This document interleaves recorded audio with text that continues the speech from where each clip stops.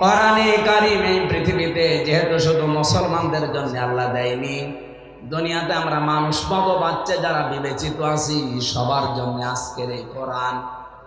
আল্লাহ পাক বলেন দুইটা জিনিস আছে জীবিত মানুষদের কোরআনে, অবদান পথ নির্দেশিকা আছে, 2 নম্বরে মাউইযাতুন উপদেশ আছে। কাদের জন্য? লিল মুত্তাকিন, যারা ভদ্রলোক।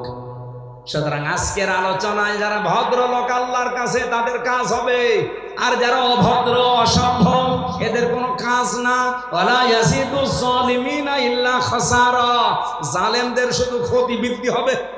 এখন দেখেন কার রাগ হয়।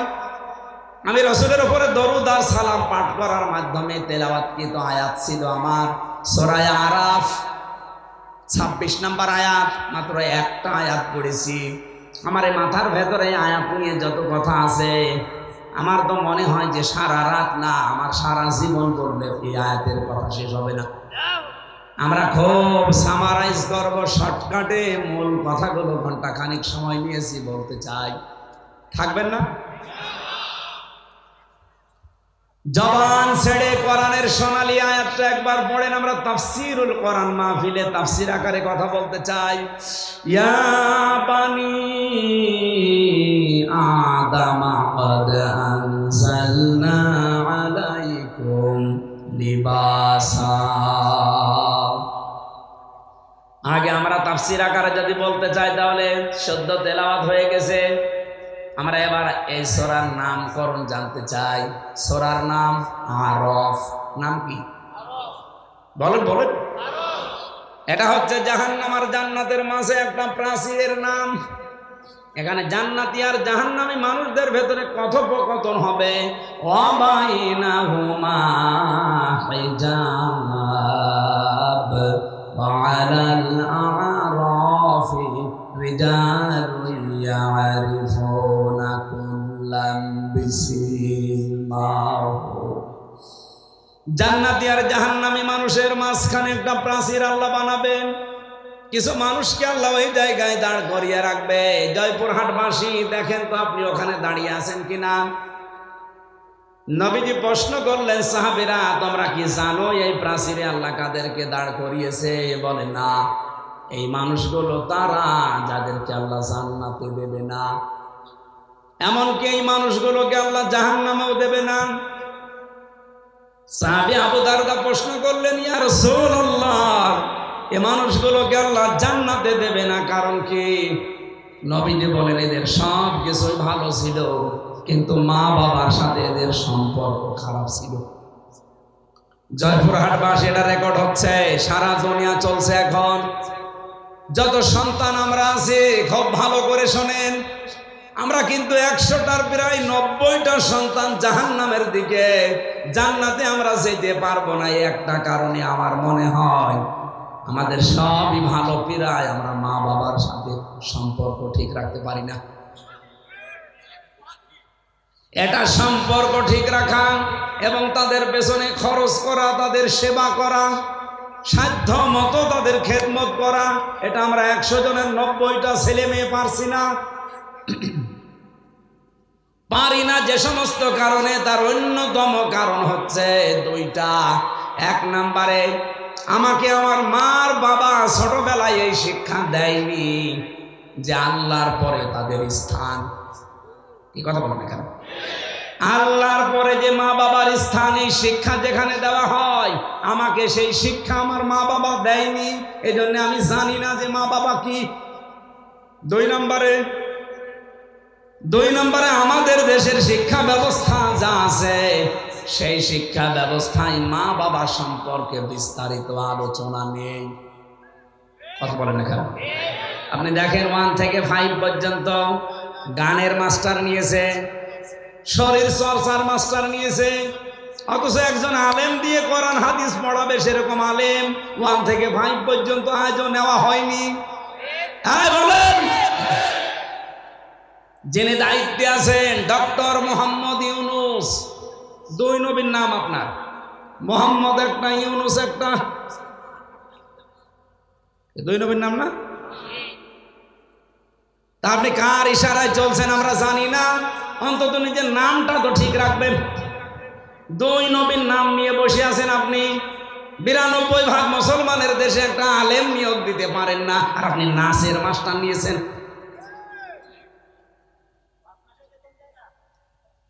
ইসলামিক ফাউন্ডেশন আছে, কিছুটা কোরআন হাদিস শেখায় বাচ্চাদের, ওদের আজ 5 মাস শুনছি বেতন বন্ধ।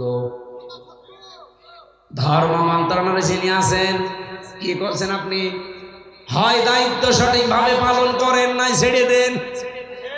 বাংলার মুসলমানেরা সব এক হওয়া দরকার এই জায়গায়, দলমত এখানে দেখা যাবে না। সেদিন তারেক জিয়া সাহেবের পিএস অপু সাহেব ঢাকাতে আলেমদেরকে ডাক দিয়েছিল যে এই বিষয়টা আপনারা কি করছেন, গানের মাস্টার নিয়োগ দেয় এই দেশে, শরীর চর্চা করা লাগবে এইটা নিয়োগ দেয়, আর 1 থেকে 5 পর্যন্ত একটা আলেম নিয়োগ দিল না, আপনারা কিছুই করেন না। সুতরাং সবাইকে আজ এক হওয়া লাগবে, জামাত বিএনপি চরমনা এগুলো না, সব মুসলমান এখন এই মুহূর্তে দাবি তোলা লাগবে 1 থেকে 5 পর্যন্ত এই দেশে একজন মাওলানা শিক্ষক চাই।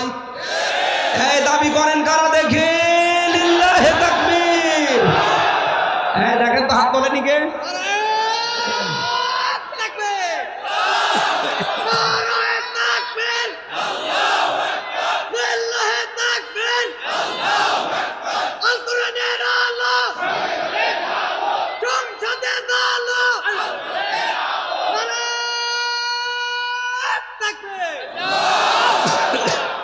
জয়পুরবাসী, এটা শুধু আমাদের দাবি না, হিন্দুরাও দাবি করছে। আজ হিন্দুরাও বলছে আমাদেরকেও ধর্মীয় শিক্ষা দেওয়ার জন্য আমাদের ধর্মের একজন করে নেন, অসুবিধা নেই। কারণ কোন ধর্ম মানুষকে খারাপ হতে শেখায়? বলেন বলেন। হ্যাঁ, আমাদের আওয়াজ হয়তো ডক্টর ইউনূসের কাছে পৌঁছাবে কি জানি না, কিন্তু আমার মনে হয় আল্লাহর আরশে পৌঁছিয়ে গেছে। ইব্রাহিম নবীর পক্ষে একটা ব্যাং ছিল, শুধু পোশাক করেছিল, আল্লাহ তাকেও কবুল করে নিয়েছে, তার পোশাকও পাক করে দিয়েছে। আমরা যদি কোরআনের শিক্ষার পক্ষে হাত তুলেছি, কিয়ামতের দিন এই হাত তোলাটা আমার পক্ষে সাক্ষী হয়ে দাঁড়াবে। আপনি জাহান্নামে যাচ্ছেন শুধু এই শিক্ষাটা না থাকার কারণে। আজ 1 থেকে 5 পর্যন্ত পড়ার পরে অনেকে বৃত্তি দিত, আগে 8-এ বৃত্তি দিত, 100 মার্কের কোরআন হাদিস ছিল, কিন্তু এই জালেমা মহিলা আসার পরে 15.5 বছরে সেইটাও তুলে দিয়েছে। আমরা চাই আবারও এটা পুনর্বহাল করা হোক, কারণ অনেক ছেলে মেয়েরা পরীক্ষার জন্য চাপে পড়ে হলেও পড়ে। কথা বলে না কেন? আর যদি ওইটাই না থাকে সিলেবাসে, ও পড়বে কি? ওদের যে 5 মাস বেতন দেয় না ইসলামিক ফাউন্ডেশনে, এর ভেতরে একটা দুর্বিসন্ধি আছে। এক লোক নাকি বউকে খুব পিটাতো, আর বউ এসে বলছে তুমি যেভাবে পিটানি দাও আমাকে কি রাখবা না বাদ দিয়ে দিবা? ও বলছে কিলের ওজন দেখে টের পাও না? 5 মাস বেতন বন্ধ করে দিয়েছে, টের পাচ্ছেন না যে গানের মাস্টার নেই, নাচের মাস্টার নেই, আর কোরআনের হালকা শিক্ষা দিত তাদের বেতন বন্ধ করে দেয়। এটা অবশ্যই কোনো জায়গা থেকে কোনো তালবাহানা আসতেছে। কোরআনের বিরুদ্ধে, এই স্বাধীনতার বিরুদ্ধে বাংলাদেশে কোনো তালবাহানা এই দেশের মানুষ মেনে নেবে না। হ্যাঁ কথা বলেন। আপনি আমাদের জাহান্নামে নিয়ে যেতে চান? মা বাবা সম্পর্কে আমরা জানি না তাদের মর্যাদা, এই কারণে হাজারো সন্তান তাদের খেদমত করে না, আলাদা করে দেয়, এমনকি বৃদ্ধাশ্রমে রেখে আসে। কি নেই? বৃদ্ধাশ্রম নেই? আপনি নীলফামারী যান, কিশোরগঞ্জ থানা আছে, দেখলাম একটা বৃদ্ধাশ্রমে নিয়ে গেল আমারে। এদিকে মা এদিকে বাবারা বসে আছে লাইন দিয়ে, মুরব্বী মার বাবা যার কাছে একটু জিজ্ঞাসা করি আমারে ধরে হাওমাও করে কাঁদে। একজন বলছে আমার 3টা ছেলে মেয়ে বিদেশে থাকে, কিন্তু আমি আজ পড়ে আছি এখানে। আমি ওরানে বললাম মা আপনার কাছে কি মনে হয় বলেন তো? মনে বলছে আজ কতদিন বৃদ্ধাশ্রমে পড়ে আছি, আমি এখন কোরআন হাদিস আর ইসলামের ইতিহাস পড়ি। এটা পড়ে আমি বুঝেছি এই দোষ শুধু আমার সন্তানদের না, এই দোষ আমারও আছে, কারণ ছোটবেলা থেকে তাদের দ্বীনের জ্ঞান আমি শিক্ষা দেয়নি। আল্লাহর পরে যে মা বাবার স্থান তাদের কাছে আমার সন্তানরা সেটা জানে না। এই জন্য হাজারো সন্তান আমরা নষ্ট করে ফেলেছি অলরেডি। যেহেতু এই দেশে এখনো শিক্ষা ব্যবস্থা এটা জারি করা হয়নি, আপনাদের আহ্বান জানাবো, অন্য ধর্মের লোক যারা আছেন তাদের আমি বাদ দিলাম, অন্তত ইসলাম ধর্মে যারা আছেন ছেলে মেয়েদেরকে নিজে বাঁচার জন্য হলেও শেষ বয়সে যদি আলাদা হতে না চান, বৃদ্ধাশ্রমে যেতে না চান, ছেলে মেয়েদেরকে কোরআন হাদিস প্রথমে 3 বছরে নোরানিতে মক্তবে পড়িয়ে নেবেন, এরপর অন্য জায়গায় দেবেন। নয়তো আপনার কপালেও আসতেছে এই কিশোরগঞ্জের মতো, আপনিও ঠিক কয়েকদিন পরে যাবেন বৃদ্ধাশ্রমে, অথবা আপনাকে আলাদা করে দেবে, আপনার খরচও দেবে না। মা বাবার পেছনে খরচ করা নফল না ফরজ? খরচ। নামাজ পড়েন, মা বাবার যে সাধ্য মতো খরচ করা দরকার করেন না, না আপনার নামাজ হবে না। কারণ একটার সাথে আর একটা রিলেটেড। পড়া কোরআন শরীফের ভেতরে আপনি দেখবেন যেখানে আল্লাহ দিয়েছেন আল্লাহর কথা, সঙ্গে সঙ্গে দিয়েছেন রসুলের কথা, আতিউল্লাহ ওয়া আতিউর রাসূল। যেখানে নামাজের কথা সেখানে যাকাতের কথা, আকিমুস সালাত আতুজ যাকাত। যেখানে আল্লাহর শুকরিয়া আদায়ের কথা সঙ্গে সঙ্গে মা বাবার শুকরিয়া আদায়ের কথা। আনিশ করলি ওয়ালি ওয়ালিদাইকা ইলাইয়াল মাসির। তোমরা আল্লাহর শুকরিয়া আদায় করো আর মা বাবার শুকরিয়া আদায় করো। আল্লাহকে মেনে নিয়েছো কিন্তু মা বাবার শুকরিয়া নেই, তুমি জানো আল্লাহকেও মানো না। বলেন নাউজুবিল্লাহ। নবীজি বললেন ওরা আরাফ নামক প্রাচীরে দাঁড়িয়ে আছে, ওরা জান্নাতে যাচ্ছে না শুধু একটা কারণে, আমি যেটা আবিষ্কার করেছি আর একটু বেশি, দেখেন তো মেলে কিনা। 100 ভাগের প্রায় 98 ভাগ সন্তান আমরা মা বাবাকে হয় আলাদা করে দেই, তাড়িয়ে দেই, বৃদ্ধাশ্রমে রেখে আসি। 3 নাম্বার কারণ হচ্ছে আমার অ্যানালাইসিস, এটা আমাদের বউগুলো। এই বউগুলোকে পেছন দরজা দিয়ে শুধুমাত্র নাড়াচাড়া দেয়, এদেরকে ওয়াসওয়াসা দেয় এই বউর মা। কথা বলে না কেন? যেই মহিলা তার মেয়েকে দিয়ে এভাবে পরামর্শ দেয়, এটা মা না, এটা ডাইনি। আর আমার মনে হয় এরকম মহিলা যদি আজ প্যান্ডেলে থাকে, ও এতক্ষণ বরদুয়া আরম্ভ করেছে যে হুজুর মরুক, আমি মরবো তাও বলবো, কারণ আপনাকে আমি ভালোবাসি, আমি দেখতে পাচ্ছি আপনি জাহান্নামে যাচ্ছেন, এমনকি আমাকেও ফেলে দিচ্ছেন। আপনার কারণে আজ হাজারো পরিবারে আমি দেখতে পাই তার সন্তান তার মা বাবার হক আদায় করার মন থাকে, তারপরও পারে না। এক কথা বলে না কেন? মায়ের সঠিক হক আদায় করতে গেলে বোর মন পাওয়া যায় না, আবার বোর মতো কথা চলতে গেলে মা বাবার মন পাওয়া যায় না। সম্মানিতা মা বোন যারা এখানে বসে আছেন, যারা শ্বশুর শাশুড়ি, তাদেরকে বলছি, আপনি যে মেয়েটা পেয়েছেন এটাকে নিজের মেয়ের মতো যদি মনে করতে না পারেন, আপনার ইবাদত হবে না।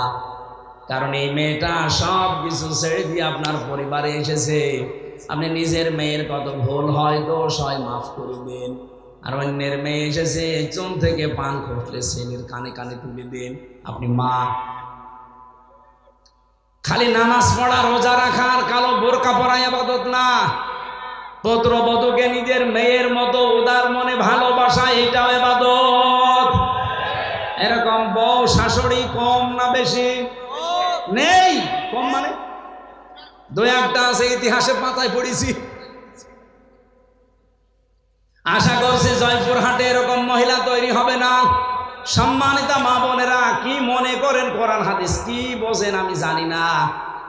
একটা মেয়ে লোক এসেছে আপনার বাড়িতে, তাকে আপনি নিজের মেয়ের মতো মনে না করতে পারেন, ছেলে বিয়ে দিলেন কেন?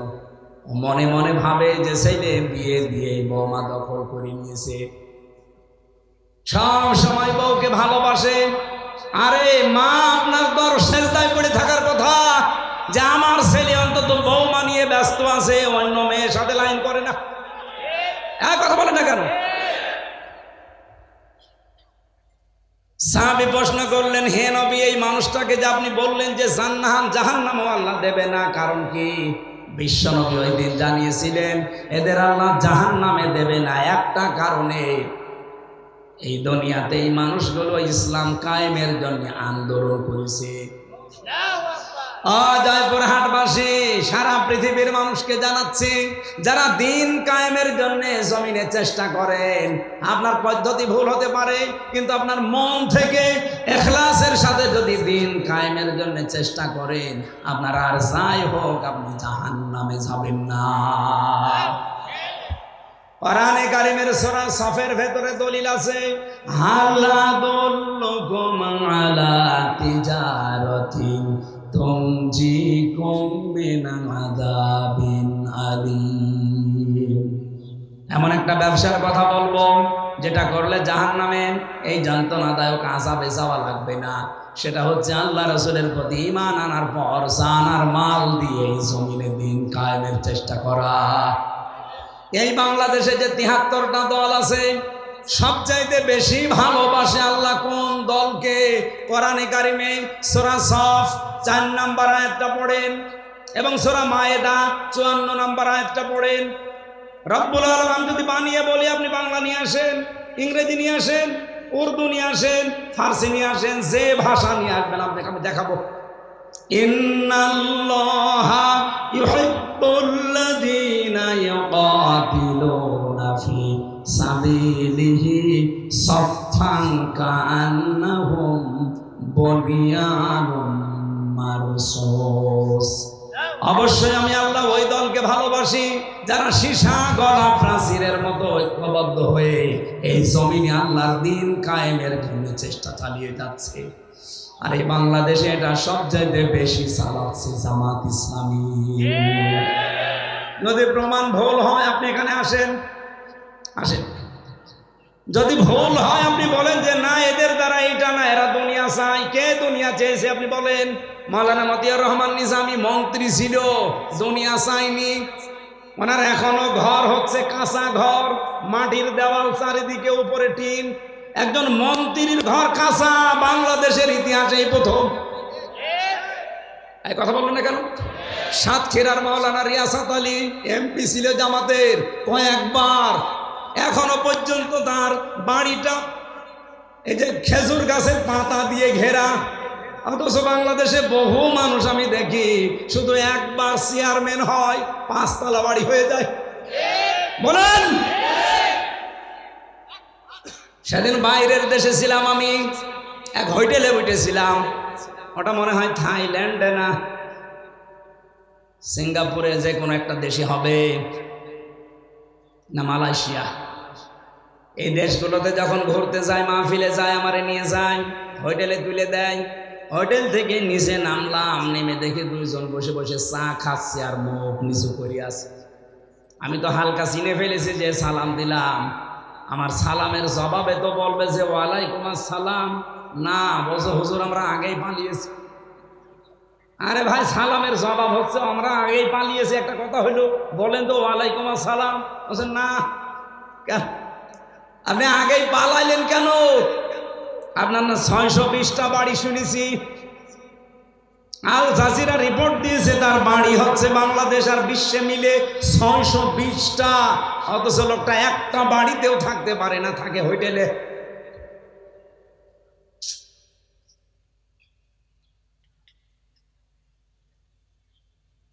অথচ এই মানুষগুলো ৬২০টা বাড়ি বানায়নি, একটা বাড়িও না, মাটির দেওয়া। একজন মন্ত্রী, একজন এমপি, আরে মেম্বার না, চেয়ারম্যান না ইউনিয়ন পরিষদের, উপজেলা চেয়ারম্যান না, মেয়র না, একজন মন্ত্রী। আপনি চিন্তা করতে পারেন? আমি তো কোরআনের সাথে মিলিয়ে দেখছি যে মিলে যায় এদের জীবন। এদের 18টা এমপি ছিল, ১ টাকার দুর্নীতি পায়নি। বাতিলরা চেষ্টা করেনি, অনুবীক্ষণ যন্ত্র লাগিয়ে রেখেছে, ১ টাকাও পায়নি দুর্নীতি। ২৫০-র উপরে উপজেলা চেয়ারম্যান ছিল, ১টা টাকা দুর্নীতি পায়নি। ১০০০-এর উপরে ইউনিয়ন চেয়ারম্যান ছিল, পায়নি। ১৫০০-র উপরে মেম্বার ছিল সারা বাংলাদেশে, ১ টাকা দুর্নীতি পাওয়া যায়নি। এর চাইতে আবার কি প্রমাণ দেওয়া লাগবে আপনাদের? এর চাইতেও যদি ভালো মানুষ দেখতে চান, আমার মনে হয় আপনাদের ফেরেশতা জিবরাইল ছাড়া সম্ভব না। এর চাইতে ভালো মানুষ দেখা সম্ভব না জিবরাইল ফেরেশতা ছাড়া।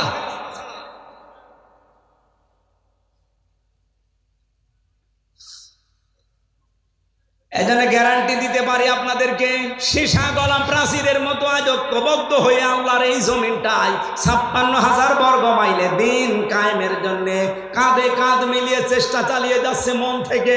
তার প্রমাণ এই 1 বছর 1 মাস বাংলাদেশ জামাত ইসলামী, ইসলামী ছাত্র শিবির, ইসলামী ছাত্রী সংস্থা, অন্য কেউ যদি পারে তাদের আদর্শ নিয়ে আসুক, টিকবে না। কারণ তাদের আদর্শ আছে বিড়ি খাওয়া আদর্শ, তাদের আদর্শ হচ্ছে ডাল খাওয়া আদর্শ, তাদের আদর্শ হচ্ছে বাবা খাওয়া, হুক্কা খাওয়া। কি বঙ্গবন্ধু হুক্কা খেত না?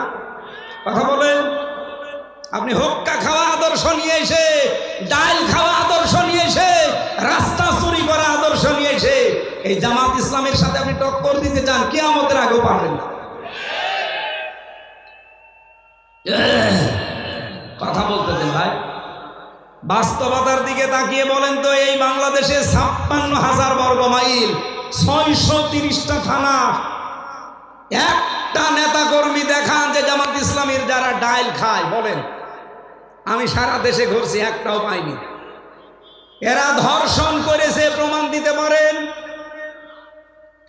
আরে ভাই, ডাইল খায় না, ধর্ষক নেই, চাঁদাবাজ নেই, এমনকি বিড়িও খায় না। কি বিড়ি ঘর আছে? নেই। আর অন্য দলে বিড়ি ঘর না, ও বাপ পর্যন্ত খেয়ে ফেলছে। একবার থানায় গিয়ে দেখি একজনকে ওসি সাহেব পিটাচ্ছে। কি গো? হুজুরে ডাইল খায়। আরে ভাই, ডাইলও খাওয়া যাবে না, বলছে হুজুরে ডাইল, সে ডাইল ফ্যান্সি ডাইল। আপনি ডাইল খান, রাস্তা খান। ওই লোকটা আমার ওই দিন বলেছিল কি সিঙ্গাপুর না মালয়েশিয়াতে, হুজুর ১৪টা কথা বলে দিই, দেশে যেতে পারবো না তো এটা আমরাও জানি। বাস্তবতা হচ্ছে এই দেশটা উপরে উঠতে চায় না, অথচ মালয়েশিয়া 2004 সালের পর থেকে 21 বছরে তারা দাঁড়িয়ে গেছে। সিঙ্গাপুর 20 বছরে তারা দাঁড়িয়ে গেছে বিশ্বের মানচিত্রে। যদি 10টা দেশ এখন গণনা করেন, সিঙ্গাপুর একটা। এত উন্নত তারা। রাস্তায় একটা টুকরা পর্যন্ত পাবেন না, মনে হচ্ছে সারা রাস্তা খাবার ঢেলে খাওয়া যায়, এত পরিষ্কার পরিচ্ছন্ন। খাদ্যে কোনো ভেজাল নেই, কোনো দুর্নীতি নেই। 100 টাকা যদি বাজেট হয় রাস্তার জন্যে, আপনাকে আমি সত্য কথা বলে দেই, 3 টাকা শুধু খরচ হয় রাস্তায়, আর 97 টাকা আল্লাহর ওলিরা খেয়ে ফেলে। এই চলছিল দেশে। দেশটা দাঁড়াবে কি করে? বঙ্গবন্ধু টানেল বানিয়েছে চট্টগ্রামে, 100 বছর যাওয়ার কথা, অথচ এই কয় বছরে পানি উঠতেছে নিচ দিয়ে। তাহলে কত টাকা বাজেট ছিল, কত টাকা খেয়েছে বলে? ওর নিজের হিসাব অনুযায়ী 100 টাকা বাজেট হলে 3 টাকা খরচ হয়, 97 টাকা খেয়ে ফেলে। 100 টাকা খরচ করে একটা রাস্তা বানালে 100 বছর যাওয়ার কথা, 3 টাকা খরচ করলে 100 বছর যাবে? 3 বছর। আগামীতে ইসলাম আসলে জামাতের আমির বলে নাই যে যা বাজেট হবে জনগণের সামনে সব ওপেন করা লাগবে এমপিদের, তারপরে কাজ শুরু করা লাগবে। আপনি দুর্নীতি করবেন কি করে? সরকারি যে ট্যাক্স ফ্রি গাড়ি আছে, ওই গাড়ি জামাত ইসলামী বাংলাদেশ নেবে না। যে প্লট দেওয়া হয়, ফ্ল্যাট দেওয়া হয়, নেবে না। এর চাইতে গ্যারান্টি বাংলাদেশে কোনো দল দিতে পারলে তাকে ভোট দেন, জান। জীবনও পারবে না। তারা যদি 20,000 টাকা নিয়ে এমপি হয়, 5 বছর পরে তারা 20 কোটি টাকার মালিক হবে। আর জামাত ইসলামী যে 300 এমপির নাম ঘোষণা দিয়েছে নমিনি, এরা যদি 100 টাকা নিয়ে এমপি হয়, 5 বছর পরে দেখবেন 90 টাকা হয়ে গেছে, 101 টাকা হবে না। এই বিশ্বাস, এই আস্থা আমিরে জামাতের আছে, এই জন্যে এদের নাম ঘোষণা দিয়েছে, এমনি দেয়নি। সম্মানিত ভাইরা, এর চাইতে আর বেশি আমি বলতে পারবো না। এরপরেও যদি কারো বিবেকে খালি ওই দিকে টান হয়, যান, আপনার যা ভালো লাগে আপনি তাই করেন।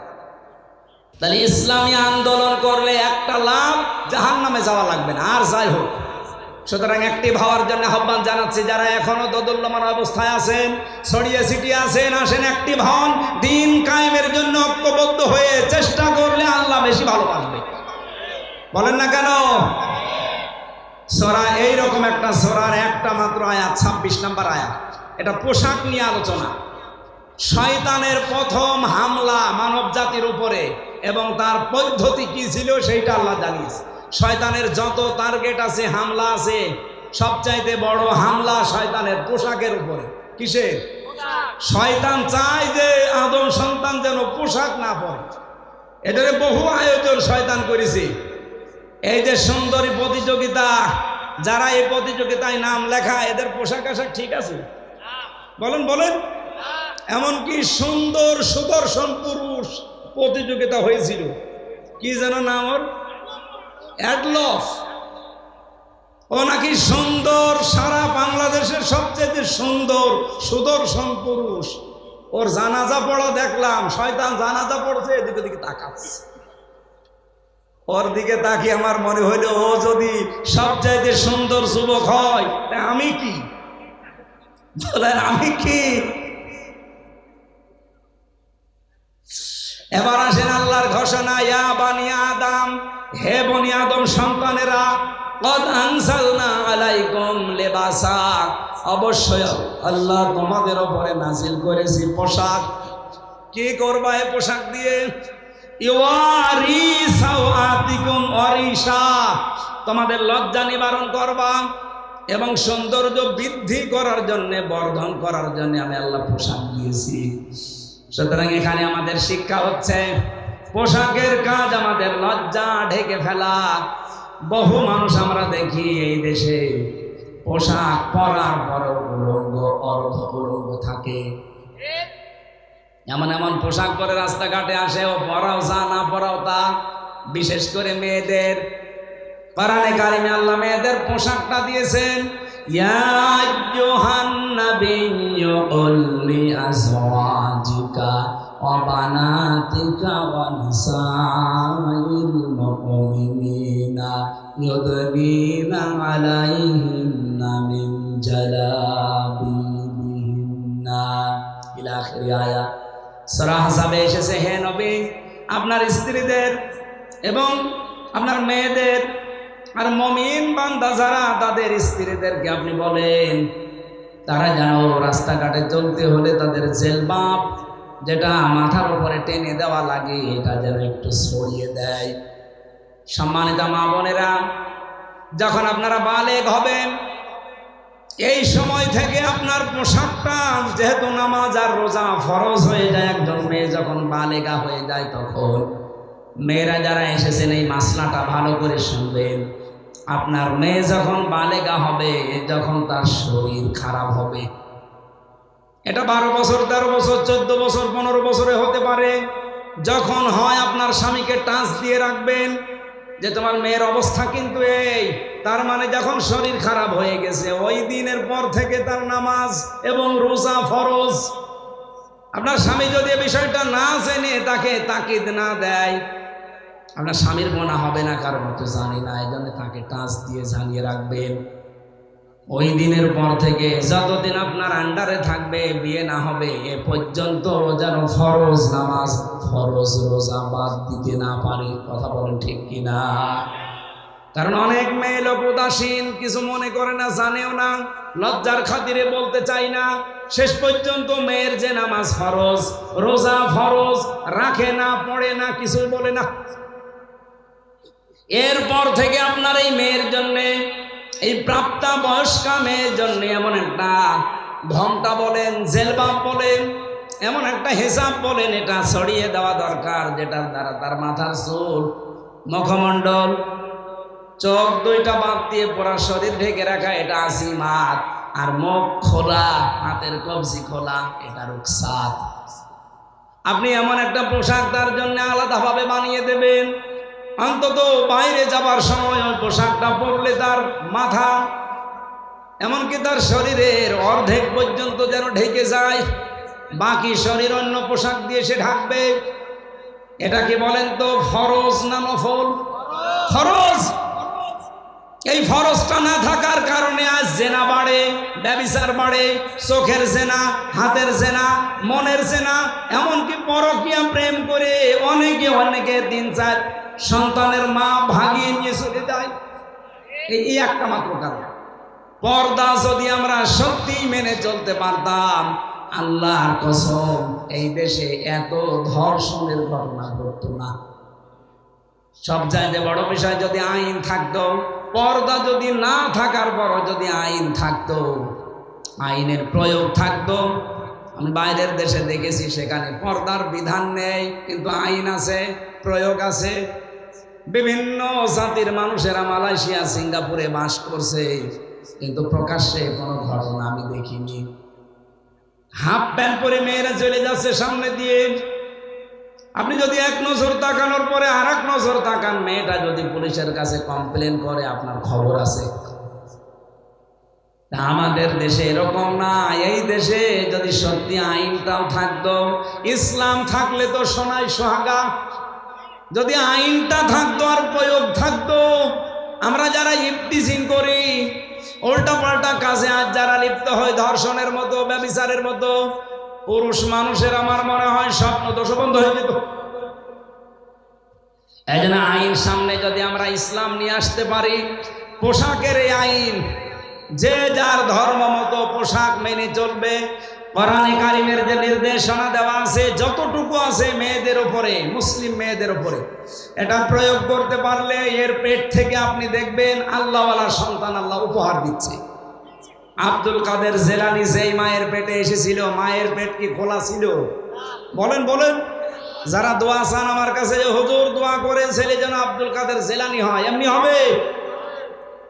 আব্দুল কাদের জেলানির মায়ের মতো মা তৈরি করেন আগে।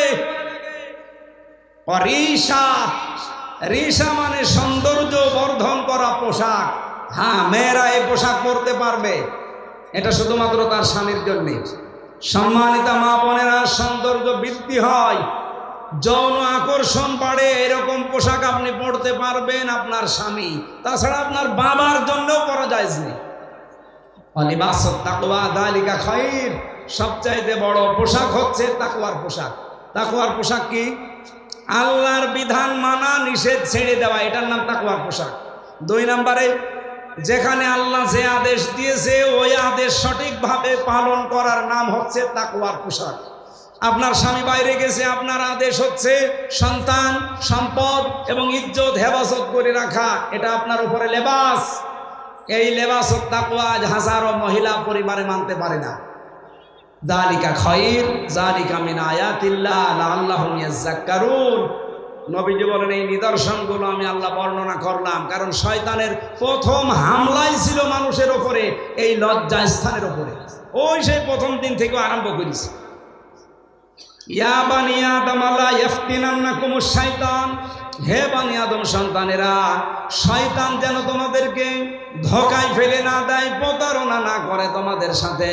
কামা খরাজা আবাওয়াইকুম মিনাল জান্নাহ, যেমন তোমাদের বাবা মাকে জান্নাত থেকে প্রতারণা করে বের করে দিয়েছিল। শয়তানের কিন্তু এই উদ্দেশ্যটা ছিল না, আমি তাফসিরে পেয়েছি যে আদম আর হাওয়াকে জান্নাত থেকে বের করে দেওয়া লাগবে না। ওর প্রথম উদ্দেশ্য ছিল যে আমি তাদের উলঙ্গ অবস্থায় দেখব। এই জন্য শয়তান হচ্ছে যৌনবাদী আর আমরা হচ্ছে মৌলবাদী। এই কথা বলে না কেন? আপনি মৌলবাদী পরিচয় দিতে আপনার লজ্জা হয়। মৌল মানে আল্লাহ, মৌল কি? মৌল যেহেতু আমরা আল্লাহকে মেনে চলি, সুতরাং আমরা মৌলবাদী। যারা এই ঘোষণা দেয় যে মৌলবাদীর ঠিকানা এ বাংলায় হবে না, ওই সন্তান বা যার সন্তান। এ মৌলবাদী না হলে তো আপনার মা বাবার বিয়ে হতো না, কারণ আল্লাহর নাম ছাড়া বিয়ে দিলে বিয়ে জায়েজ হয়। কাকে মৌলবাদী বলেন? নিজের গায়ে নিজে থুতু ফেলছে। তাহলে শয়তান হচ্ছে যৌনবাদী ও যৌনতা ছড়াতে ভালোবাসে। সুতরাং যে সমস্ত মেয়েরা নিজেদের লজ্জাস্থান সহ গোপন অঙ্গগুলো আরো মানুষকে দেখিয়ে শান্তি পান, আপনি মনে করবেন শয়তান আপনাকে দখল করে ফেলেছে। এখন বাড়ি যান, বাড়িতে যাওয়ার পরে যদি দেখেন আপনার স্ত্রীকে সালাম দিলেন আর আপনার স্ত্রী আপনাকে বলছে ওই শুকুরের বাচ্চা, ভালো লাগবে? আপনার রাগ হবে না? জ্ঞানী মানুষ হলে আপনার রাগ হওয়ার কথা না। আপনি চিন্তা করবেন কি গো, এটা শিক্ষিতা মেয়ে, ধার্মিক মেয়ে, কোনোদিন আজ পর্যন্ত আমার মুখের উপরে মুখ তুলে কথা বলে না, অথচ এখন আমার সালাম দেওয়ার পরে শুকুরের বাচ্চা গালি দেয়। অবশ্যই এর জিনে ধরেছে। কিসে ধরেছে? আপনি যখন দেখবেন যে যৌনতা ছড়াতে আপনার ভালোবাসেন, উলঙ্গ অর্ধ উলঙ্গ পোশাক পরতে আপনার ভালো লাগে, আপনি মনে করবেন শয়তান আপনাকে দখল করে ফেলেছে। কারণ শয়তান সব সময় যৌনতা ছড়াতে ভালোবাসে। আল্লাহ আমাদের হেফাজত করুন, মেয়েদের এমন এমন সন্তান আল্লাহ আমাদের উপহার দান করুন। ফাতেমাতুজ জোহরার পেটে যেমন এসেছিল, কথা বলেন না কেন? আল্লাহ আমাদেরকে আয়াতটা বাস্তব জীবনে, এটা শয়তানের প্রথম হামলা, ও মানুষকে উলঙ্গ করতে চায়। আর দেখেন নবেল, নাটক, থিয়েটার, সিনেমা যা বানানো হচ্ছে সব কি করে উলঙ্গ করা যায় এই বুদ্ধি। আর এগুলো আসতেছে আমাদের দাদাদের দেশ থেকে। ওদের সিনেমার ভেতরে কোন শিক্ষা আছে, ওদের নাটকের ভেতরে কোন শিক্ষা আছে? শুধু উলঙ্গপনা ছাড়া বলেন। ওইটা দেখে দেখে আমাদের দেশেও বানানো হচ্ছে। আর যারা সবচাইতে বেশি উলঙ্গপনা ছড়ায় তাদের নাকি দামও এই দেশে বেশি। এখন যেই কয়টা চলচ্চিত্র জগতে কাজ করে, যাদের পোশাক যত ছোট তাদের টাকা তত বেশি। আমরা আগামীতে এই সিস্টেম পাল্টাবো, কথা বলেন না কেন? পর্দা করে যে সব জায়গায় চলা যায় তার বাস্তব প্রমাণ জাহাঙ্গীরনগর বিশ্ববিদ্যালয়। এজিএস যেই মেয়েটা হয়েছে মেঘলা, আয়শা সিদ্দিকা মেঘলা, কে পর্দা নেই তার? আপনি যে বলেন যে না আমি অর্ধ উলঙ্গ না হলে মানুষ তাকায় না, আমার ভোট দেবে না, দেশে পাশ করলো কি করি? এই পরিবেশ তো এখনো জাহিলি যুগে আছি। ইসলাম আসতে দেন, এ বাংলাদেশকে আমরা মিনি জান্নাত বানাবো ইনশাআল্লাহ। এই আহ্বান রাখছি। আর আমার গলা ব্যথা করছে, এই জন্য আমরা শেষ করে দিচ্ছি। আল্লাহুম্মা আমিন। লা ইলাহা ইল্লা আনতা সুবহানাকা ইন্নী কুনতু মিনাজ জালিমিন। রব্বুল আলামিন চাদর পাখির মতো বসে আছে এরা। 1.5 ঘন্টা কথা বললাম, এরপরও মানুষ চায় না বাড়িতে কোরআন শোনার জন্য। যারা এত পাগল এদেরকে তুমি মাফ করে দাও। এই বিশাল আয়োজন করতে গিয়ে তোমার যে বান্দারা শ্রম দিয়েছে, টাকা দিয়েছে, সম্পদ দিয়েছে, এদেরকে কবুল করে নাও। আমরা যারা অসুস্থ হয়ে পড়েছি আমাদের শেফায়ে কামেলা আজেলা দান করো। জালেমদের জেলখানায় আমরা 3টা বছর শরীরটা নষ্ট করে ফেলেছে ওরা, আমার কণ্ঠটা নষ্ট করে দিয়েছে। আল্লাহ আমি ভিক্ষা চাই কোরআনের জন্য, আমার কণ্ঠ এবং শরীর আগের অবস্থায় ফিরিয়ে দাও। রব্বুল আলামিন এই দেশটা তুমি আবার কোরআনের হাতে তুলে দাও। সারা জীবনের মোনাজাত আমার চর্ম চোখে তোমার কালাম দিয়ে বাংলাদেশ চলছে, এটা একটু দেখবো। সুযোগ হালকায় এসেছে, আল্লাহ তুমি সুযোগটা পরিপূর্ণ কাজে লাগিয়ে দাও। দল মত জাতি বর্ণ ধর্ম নির্বিশেষে আওয়াজ উঠেছে, এবার আমরা সংসদে কোরআন চাই। আল্লাহ মোনাজাতটা মেহেরবানি করে কবুল করে কোরআনকে এবার সংসদে তুমি পাঠিয়ে দাও। কোরআনের আইন দিয়ে চললে কেমন লাগে আমরা একবার দেখতে চাই। রব্বুল আলামিন শয়তানের প্রথম হামলা মানব জাতির উপরে কলঙ্কপনা, বাহায়াপনা, অশ্লীলতা ছড়িয়ে দেওয়া। আমরা যেন এই বিষয়ে সতর্ক থেকে আমাদের ইজ্জত আবরু হেফাজত করে চলতে পারি, সুযোগ দাও। বারাকাল্লাহু লানা ওয়া লাকুম ফিল কোরআনিল আযীম। এই জয়পুরহাট জেলার মাটির নিচে যারা ঘুমিয়ে আছে এদেরকে তুমি মাফ করে দাও। আল্লাহ আমার কণ্ঠটা তুমি মেহেরবানি করে ভিক্ষা দাও। যেই চাতালের উপরে কোরআনে কারিমের অনুষ্ঠান এরা সাজিয়েছে, এখানে যারা ব্যবসা বাণিজ্য করে এদের বরকত দান করো। আল্লাহ তাআলা জমির মালিক, তুমি যাকে বানিয়েছো মেহেরবানি করে কোরআনের ইজ্জতে তাকে মাফ করে দাও। তার মা বাবাকেও ক্ষমা করে দাও। তার স্ত্রী পুত্র সন্তানাদি যা দিয়েছো সে সালামতে রাখো। কখন কার কাছে আজরাইল পাঠিয়ে দাও কেউ জানি না। জীবনের শেষ কথা যেন বলতে পারি, লা ইলাহা ইল্লাল্লাহু মুহাম্মাদুর রাসূলুল্লাহ। আসসালামু